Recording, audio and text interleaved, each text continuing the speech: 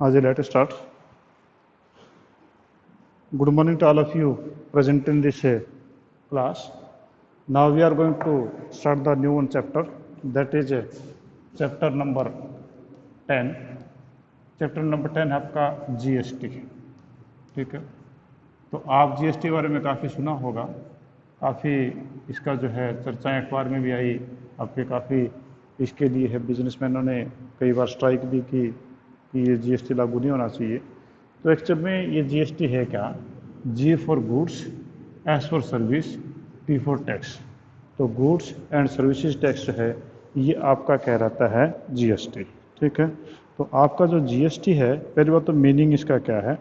तो मीनिंग आपका ये कहता है कि गुड्स एंड सर्विसेज टैक्स है वो इनडायरेक्ट टैक्स से है ये। It is an indirect tax. What is the meaning of indirect tax?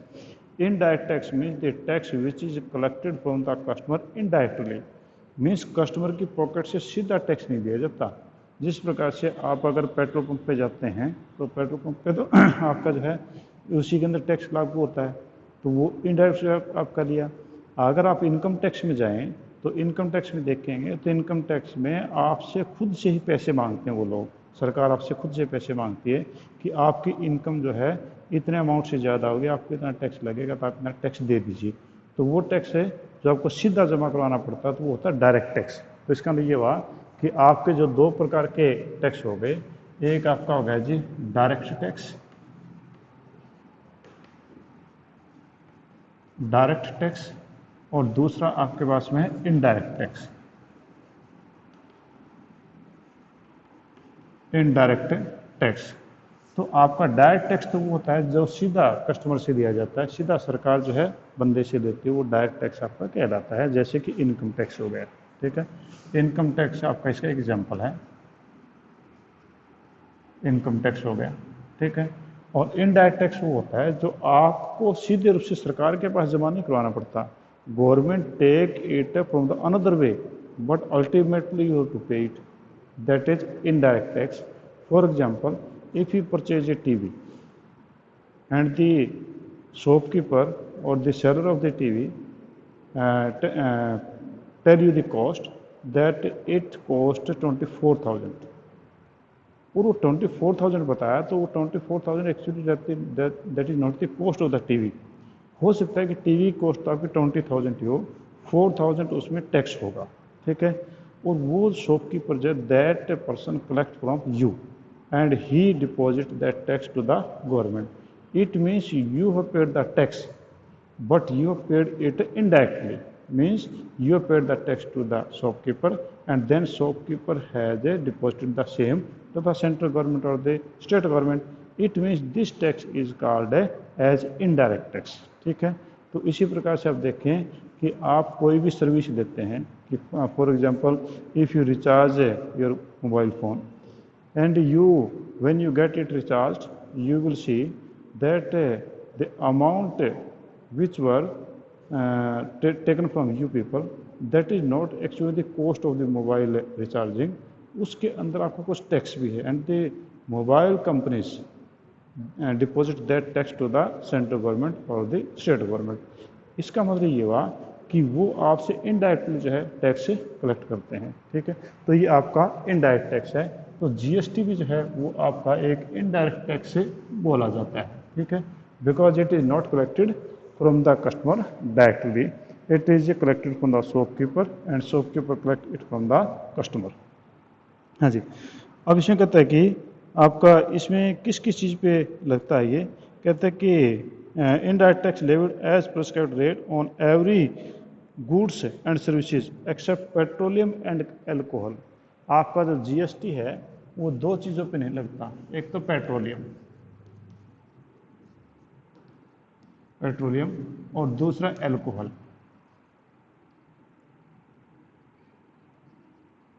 Alcohol दो चीज़ों पे नहीं लगता। एल्कोहल कौन सा? विच directly consumed by human being. जैसे आपकी शराब है, कहने का मतलब ये हुआ कि पेट्रोल और शराब दो के ऊपर आपका जीएसटी नहीं लगता है, उसके ऊपर जो और ही प्रकार के टैक्स स्टेट गवर्नमेंट आपकी जो सेंट्रल गवर्नमेंट लगाती है, तो आपका यहाँ पर जो है दो चीज़ों पे टैक्स नहीं लगता है। सप्लाई ऑफ गुड्स का मतलब क्या हुआ? क्योंकि यहाँ पर गुड्स और सर्विस की बात कर रहे हैं। तो यहाँ पर सप्लाई ऑफ गुड्स का मतलब क्या हुआ? तो सप्लाई ऑफ गुड्स का जो मतलब है sale of goods, sale of goods, यानी यहाँ पर सप्लाई ऑफ गुड्स का मतलब sale of goods, sale of goods है वो सप्लाई ऑफ गुड्स मानी जाती है। और सर्विस का मतलब क्या है यहाँ पर? यहाँ पर service render by, services rendered by any company, by any business बोल दे, कंपनी भी छोड़ो, एनी बिजनेस। जिस प्रकार से आपकी जूम ऐप है ये भी सर्विस प्रोवाइड करवा रही है, इसी प्रकार से मोबाइल कंपनी है वो सर्विस प्रोवाइड करवाती हैं। ठीक उसी प्रकार से transport companies that also providing services, it means that is called as a service. हाँ जी, अब ये जो है काफ़ी सालों से इसकी दिक्कत आ रही थी कि some state have different type of the tax, central government has a different type of the tax, and central government also impose many type of the taxes on customer, on the goods, on the services, same as the state also impose many type of the tax, not impose levied many type of the taxes on the different type of the goods at different rates. From one state to another state there was a difference in taxes, and due to all such type of the taxes there was confusion in the mind of the businessman, as well as there was embezzlement of the taxes also, because आपका एक state में tax कुछ और दूसरे में कुछ और है, तो उस हिसाब से टैक्सेस के हिसाब से उन गुड्स की सप्लाई जो है नियर बाई स्टेट में कर दी जाती है जहाँ टैक्स कम है, वहाँ से दूसरे स्टेट में उसका जो ब्लैक मेलिंग होती थी। जिस प्रकार से आप देख सकते हैं कि इन petroleum products you will see that the rate of Punjab, petroleum products rate in Punjab is higher than Haryana and also higher in Rajasthan than Haryana. तो अब क्या हुआ कि हरियाणा में जो रेट सस्ते हैं तो नेचुरली पंजाब के जो कस्टमर है वो हरियाणा से पेट्रोल या डीजल परचेज करते हैं। ठीक इसी प्रकार से राजस्थान के जो कस्टमर हैं वो नियर बाई हरियाणा के हैं तो हरियाणा से परचेज करते हैं। तो इसका मतलब क्या हुआ कि there as an loss of the tax to the states. तो इस प्रकार का होता है और पहले बड़े लेवल पे होता था। तो उन टैक्सों को, उन चीज़ों को, उन चोरियों को बचाने के लिए ये कोशिश किया गया कि वन नेशन वन टैक्स कर दिया जाए। तो आपका जो मोदी जी ने जो नारा दिया था one nation one tax, one nation one tax से बोला कि पूरे देश में एक जैसा टैक्स हो। Now throughout the country there is a one tax on all type of the product. अगर किसी प्रोडक्ट पे 5% टैक्स है in all of the India there will be 5% tax on the same product. If there is a 25% tax, then all over India there will be 28% tax. Means there is no difference between state to state. एक state से दूसरे state के बीच में टैक्सों का कोई difference नहीं है। तो आपका वन नेशन वन टैक्स आपका जो है ये मोदी सरकार ने किया था। ठीक है, ये पहले आपके कांग्रेस सरकार इसकी कोशिश कर रही थी, मनमोहन सरकार, उसके बाद में मोदी सरकार ने जो इसको पास कर दिया और अभी पूरे के पूरे देश में लागू हो गया। और जीएसटी जो है वो आपका पार्लियामेंट में 24 मार्च 2017 को जो है पास हो गया था, यानी 24 मार्च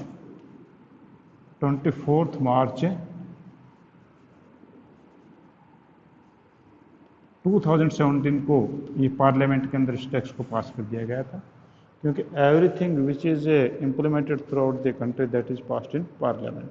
आपकी पार्लियामेंट उसमें पास होता है। पार्लियामेंट में आपको पता ही होगा ना कि आपके 2 टाइप अपने पॉलिटिकल साइंस पढ़ा होगा 10th क्लास में, तो वहाँ पर आपका जो लोकसभा राज्यसभा होती है दोनों मिलाकर के पार्लियामेंट बनती है, दोनों जगह से पास हो गया था 24 मार्च 2017 को।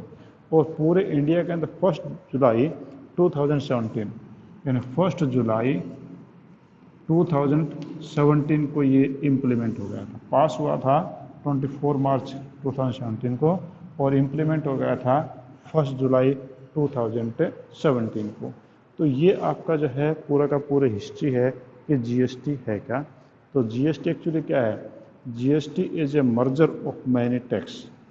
जीएसटी जो है वो एक मर्जर है कई टैक्सों का इन सिंगल टैक्स, यानी सिंगल टैक्स एक के नाम से हो गया जीएसटी। तो आपका merger of many tax in a single tax, that tax is called as a GST. ठीक है जी। अब इसमें टैक्स में जो कौन कौन से मर्जर किए गए थे, टैक्स में मर्जर कौन कौन से हुए थे, तो कुछ जो है आपके टैक्स सेंट्रल गवर्नमेंट के थे, कुछ आपके टैक्स जो है वो स्टेट गवर्नमेंट के थे। तो उसमें कुछ हम एग्जांपल लेके, वीडियो क्लियर नहीं आ रही, किस प्रकार की दिक्कत आ रही, एक तो ब्रेक हो रही है या वीडियो आपके ब्रेक हो रही है या ब्लर, मतलब ब्लर हो रही है, इस टाइप की नहीं आ रही। ब्लर ये बेटा मैंने देखा है, कल मैं भी मीटिंग अटेंड कर रहा था एक, तो कुछ जगह नेटवर्क की दिक्कत आ जाती है, आपके आसपास के एरिया में शायद नेटवर्क की दिक्कत होगी, उस कारण से शायद ऐसा हो रहा है। हाँ कुछ, मैं ये बता रहा हूँ नेटवर्क आपके एरिया में देखो, आपके नेटवर्क की दिक्कत हो सकती है, तो एक बार आप जो है फ्लाइट मोड में जा करके वापस सिंपल मोड में आओ, तो हो सकता है कि आपका रिफ्रेश हो करके और आपका वीडियो जो ठीक हो जाए। ठीक है, तो क्योंकि जब, हाँ उसी प्रकार से आपकी प्रॉब्लम आ सकती है। ओके, हाँ जी, टैक्सेज मर्ज इनटू जीएसटी, आपके जो है टैक्सेज है जो जीएसटी में कौन कौन से मर्ज किए गए थे, तो आपका जो कुछ एग्जांपल बता रहा है, एक्साइज ड्यूटी है, तो आपका एक्साइज ड्यूटी हो गया, एक्साइज ड्यूटी है, सर्विस टैक्स है, और उस प्रकार से जो है सीएसटी सेंट्रल सेल टैक्स है, इन सभी को एक ही टैक्स में मर्जर कर दिया गया, and that tax is GST. इसके अंदर आपका इसको मर्ज कर दिया गया इन टैक्सों को। ये तो आपके सेंट्रल गवर्नमेंट के कुछ टैक्स थे विच वर मर्ज्ड इनटू द जीएसटी। ठीक है जी, और कुछ आपके स्टेट गवर्नमेंट के टैक्सेस भी थे, तो स्टेट गवर्नमेंट के टैक्स थे वो कौन कौन से थे, तो उसमें जो स्टेट गवर्नमेंट अपने अपने टैक्स लगाती थी, तो वो कौन कौन से टैक्स थे, that were also merged in GST. तो let us take some examples. Although there are so many other taxes also which are merged in the GST, but these are few are the only examples. That is octroi and entry tax. Octroi and entry tax. What is this octroi or entry tax? When any vehicle or when any person bring the goods into the other state, or bring the goods in a other district or any city, there was an octroi duty on the gate of the city, and that collect the octroi, उसको हम बोलते चुंगी भी बोलते थे। आजकल ये हरियाणा में पंजाब में ख़त्म हो गई है, चलो तो पूरे इंडिया में ख़त्म हो गई, उससे पहले जीएसटी से पहले ये कई स्टेट्स में लागू थी। तो जो आपकी ऑक्ट्रॉय है और आपकी एंट्री टैक्स है वो भी आपका मर्ज कर दिया गया है जीएसटी के अंदर। Now there is no such type of the octroi tax और the entry tax. Purchase tax, purchase tax, purchase tax, this tax is also now merge in GST. आपका purchase when you purchase and goods, then state government or the central government levied the tax known as the name of the purchase tax. Now that has also finished and merged into the state GST. And entertainment tax,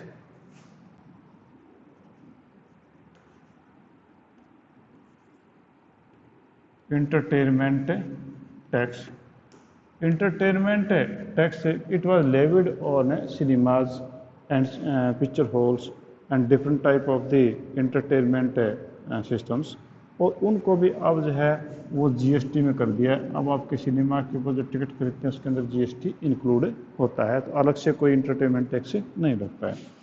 and wait, wait आपका जो है वो कुछ सालों पहले ही आया था, wait का है वैल्यू एडिड टैक्स, वैल्यू के अंदर टैक्स ऐड किया जाता था। It was also a method of the state central government to find out the evasion of the tax.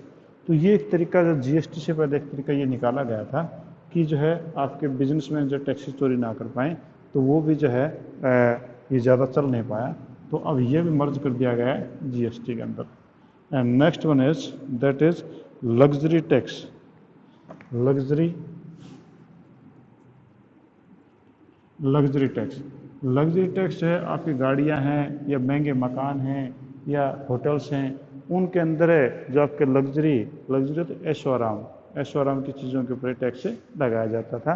Now it is also merged in GST. And another one is tax on lottery के ऊपर भी lottery tax. तो आपका lottery के ऊपर भी tax लगता था। हालांकि लॉटरी जो प्ले करना ये गैम्बलिंग माना जाता है, but in few of the cases lottery is also allowed and the lottery tax was there and this is also merged as a in GST.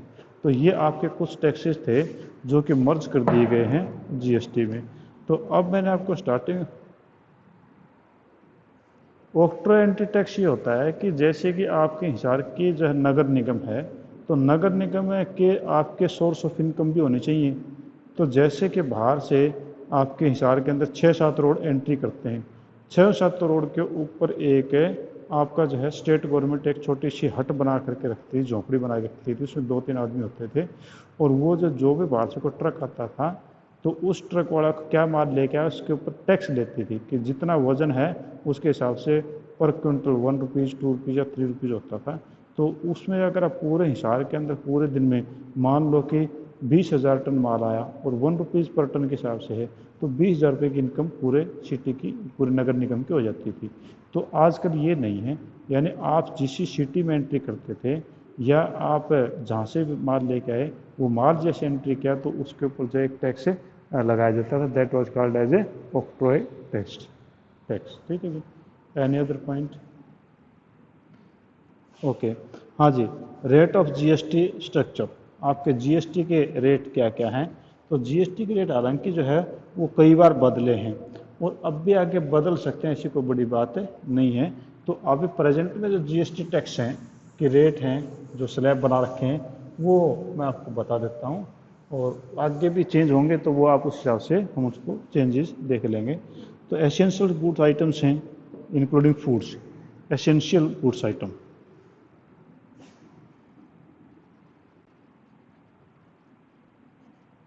Essential goods items या food items भी हैं, ये आपकी essential में आती हैं food items. Food items पे आपका 0% टैक्स है, यानी there is a no GST on food items. Food items पे कोई नहीं है। कॉमन यूज आइटम्स हैं,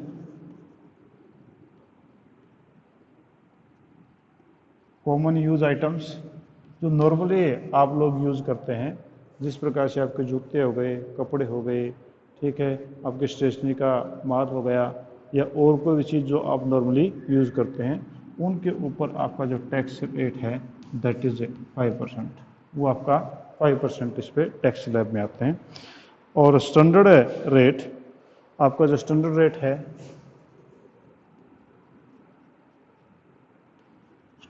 है, जो आपके स्टैंडर्ड रेट वो आपका 12% से है। यानी ये वाले तो ऊपर वाले जो थे वो तो आपके एसेंशियल हो गए, दूसरे कॉमन यूज हो गए। इसके अलावा जो भी गुड्स हैं जो कि इन दोनों में नहीं आती, ठीक है, तो वो आपके जो है वो कॉमन यूज, वो आपके स्टैंडर्ड मानी जाती हैं, यानी उनको ऊपर स्टैंडर्ड रेट है। और जो भी जितनी गुड्स बची हैं, दो चीज़ों को आगे आएंगे उनको छोड़ के, बाकी वो सारी स्टैंडर्ड में आती हैं, उनके ऊपर 12% है। और मैक्सिमम गुड्स एंड और सर्विसेज स्टैंडर्ड रेट 18%। तो कहता है कि maximum goods and services, all services हैं, उन पे आपका 18% टैक्स लगता है, ठीक है। यानी जो सर्विसेज से रिलेटेड है उस पर 18% आपका टैक्स लगता है। और luxury items and tobacco, luxury item हैं, लग्जरी आइटम्स एंड टबैको, जो तंबाकू है और लग्जरी आइटम्स है उनके ऊपर आपका आपका जो है रेट ऑफ जीएसटी 28% है। तो there is a 5 type of this slab. First आपके पास में है एसेंशियल गुड्स एंड सर्विसेज और या फूड आइटम्स, उस पर 0% है। दूसरा common use which normally use, that is 5%। And standard rate, जो इन चीज़ों को छोड़ करके बाकी जो गुड्स है इन दोनों को छोड़ करके बाकी जो उनके ऊपर 12% होगा। और आपका maximum goods and services, all services यानी सर्विस टैक्स ही मान लो इसको, वो 18% है। और आपके लग्जरी आइटम्स एंड टबैको के ऊपर जो है वो आपका 28% आपका टैक्स लागू होता है। ठीक है जी। अब इसके अंदर जो है ये टैक्स कैसे लागू होगा, तो इसके लिए हम आपको थोड़ा बता देते हैं। तो ये लागू कैसे होगा, तो ये लागू होगा कि मान लो कि यहाँ पर ए नाम का एक बिजनेसमैन है, ठीक है, और वो जो है आपके यहाँ से मान लो दिल्ली से जो है माल खरीदता है, ठीक है, वो यहाँ खरीद के लेके आएगा। और मान लो कि वो आपका दिल्ली से माल खरीदा तो उसने खरीदा था 1 लाख का, ठीक है, 1 लाख का उसने माल खरीदा और उसके ऊपर जो 12% आपका टैक्स है, मान लो स्टैंडर्ड टैक्स में आता है, तो इस बंदे को ये पड़ा 1,12,000 का, क्योंकि 1 लाख के ऊपर 12% आपका होगा जी टैक्स, जीएसटी हो गया, तो ये पड़ा 1,12,000 का। तो यहाँ जो दिल्ली का जो बिजनेसमैन है वो बिजनेसमैन ए से आपके 1 लाख तो ले लेगा गुड्स के और 12,000 उससे ले लेगा टैक्स के, तो उससे टोटल टैक्स ले लेगा, टोटल अमाउंट ले लेगा 1,12,000। यानी ए के लिए माल पड़ा 1,12,000 का। तो माल का जो रेट है वो तो आपका 1 लाख ही है, ठीक है, और बाकी आपका जो टैक्स है यानी जीएसटी है वो 12,000 हो गया, ठीक है। अब इसने माल जो है वो आगे बेचा कस्टमर को। अब ये 1 लाख वाला माल जो है सपोज करो कि वो 1,50,000 पे बेचता है, तो अब यहाँ पर जो कस्टमर है, कस्टमर को उसने माल बेचा 1,50,000 का, तो 1,50,000 तो उसका माल का वैल्यू हो गई, ठीक है, और 1,50,000 में 12% के हिसाब से वो उसे टैक्स लेगा, तो 12% के हिसाब से आपका टैक्स हो जाएगा 18,000, ठीक है। आप 1,50,000 का 12% निकालोगे तो 18,000 बनेगा।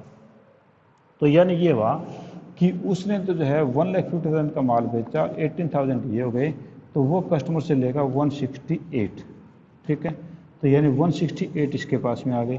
तो पे कितने किए थे, पे किए थे 1,12,000, ठीक है, और उसने रिसीव कितने किए 1,68,000।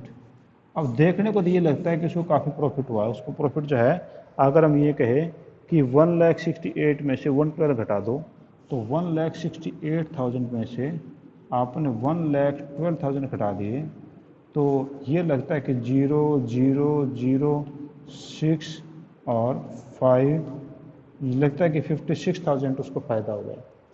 पर 56,000 फ़ायदा नहीं हुआ, एक्चुअल में ये हुआ कि उसने जो है ये माल 1 लाख वाला 150 पे बेचा, तो 50,000 उसका प्रॉफिट हुआ। पर 6,000 पे किस चीज़ का है, 6,000 ये हुआ कि 50 के ऊपर भी 12% से उसका जो जीएसटी कस्टमर से उसने कलेक्ट किया वो 6,000 हो गया। यानी कस्टमर से कुल मिला के उसने खुद ने पे किया था, वो तो किया था 12,000 ऑलरेडी पे किया था, 6,000 और उसने कस्टमर से फालतू दिए। तो अब बिजनेसमैन की टोटल लायबिलिटी टैक्स पे करने की 18,000 हो गई। यानी जो कस्टमर ने अल्टीमेटली जो टैक्स पे किया वो 18,000 पे किया। 18,000 में से 12,000 तो ए यहाँ पर पे करके आ चुका था दिल्ली में। अब इसके पास में ए के पास में 6,000 टैक्स और भी आ गया, क्योंकि उसने प्रॉफिट में बेचा तो प्रॉफिट के ऊपर टैक्स लग गया। तो अब क्या होगा कि ये 6,000 पैसे इसके पास पड़े हैं। अब दिल्ली वाले बिजनेसमैन ने उसने गवर्नमेंट के पास पैसे जमा करवा दिए 12,000, और यहाँ से ए ने भी गवर्नमेंट के पास जमा करवा दिए 6,000। तो 6,000 इसने जमा करवाए, 12,000 इसने जमा करवाए, टोटल मिला के जो आपके जेब से जो पैसा निकला था दैट अमाउंट वाज 18,000, और वो 18,000 अब गवर्नमेंट के पास में पहुंच गया। पर डायरेक्टली आपके पास से नहीं लिया, इनडायरेक्ट से लिया है, तो ये आपका इनडायरेक्ट टैक्स आपका बन गया, ठीक है। तो यहाँ पर टैक्स कलेक्टर ने क्या तरीका हुआ कि पहले तो जिस आदमी से फर्स्ट टाइम में किसी बिजनेसमैन ने माल खरीदा तो वहाँ पर उसने उतना जीएसटी दे दिया, फिर ये माल आ गया दुकानदार के पास में। Now the shopkeeper has paid this tax and he will sell to ultimate customer, and when he will sell the goods on profit, तो उसका जो प्रॉफिट उस पर टैक्स लगेगा, जीएसटी लगेगा। तो ही सेल द गुड्स एट 1,50,000, 1,50,000 के ऊपर जीएसटी 18,000 हो गया। तो टोटल अमाउंट वो कस्टमर जो पे करेगा 1,68,000। तो अब यहाँ पर उसका देखा जाए 1 लाख का आपका जो है प्रोडक्ट था यानी कॉस्ट थी, 150 में बेचा, तो बिजनेसमैन को तो 50,000 ही बचने चाहिए, पर हमारा यहाँ पर कैलकुलेशन दिखा रहा है कि 56,000 बच रहा है। तो 6,000 किस चीज़ का है? दिस 6,000 अमाउंट है फॉर द जीएसटी, ये आपका जीएसटी का अमाउंट है जो कि यहाँ पर आया है। ठीक है, तो अब यहाँ पर देखो कि आपका 2 लेवल पे जीएसटी कलेक्शन हुआ। एक तो जहाँ पर सबसे पहले बिजनेसमैन ने खरीदा वहाँ पर टैक्स जो दिया, उसके बाद में जो कस्टमर के पास में आया तो दुकानदार ने टैक्स दिया, अल्टीमेटली कस्टमर की जेब से निकला सारा। ठीक है, तो इस प्रकार से ये आपका जो है जीएसटी इस प्रकार से लगता है। अब जीएसटी में आपकी दो चीज़ें, दो वर्ड जो हैं आपके सामने बार बार आएंगे। एक आपके पास में आएगा जीएसटी आउटपुट और एक आएगा जीएसटी इनपुट। इन चीज़ों को ध्यान में रखना। तो पहला आपके पास में है जीएसटी इनपुट। ठीक है, तो what is the meaning of GST input? तो जीएसटी इनपुट आपका क्या कहलाता है कि जीएसटी पेड ऑन परचेज, यानी हमने जो है इनपुट क्या हुआ, जीएसटी इनपुट। जीएसटी इनपुट, ये जीएसटी इनपुट है क्या कि मान लो ये एक ए नाम का बिजनेसमैन है, this person is a businessman, he has purchase the goods from x from Delhi और समवेयर। तो इस बंदे ने यहाँ पर जिसको टैक्स पे किया तो ये इनपुट होगा, यानी टैक्स इनपुट कर दिया, यानी टैक्स इसने डाल दिया। ठीक है, and when he purchase the goods and same sold to customer, customer को इसने माल बेचा तो ही विल कलेक्ट, तो कलेक्ट होगा तो ये कहलाएगा जीएसटी आउटपुट। हम कुल मिला के ये बोल सकते हैं कि when businessman pay tax pay GST then it is called as input, and when businessman collect the tax from the customer then it is called as a output. तो आपके दो वर्ड होंगे, इनपुट एंड आउटपुट। ठीक है, आज हम इतना ही करते हैं, बाकी हम कल करेंगे। आपका जो है टाइम नियर बाय बीतने को है। अभी जो मैं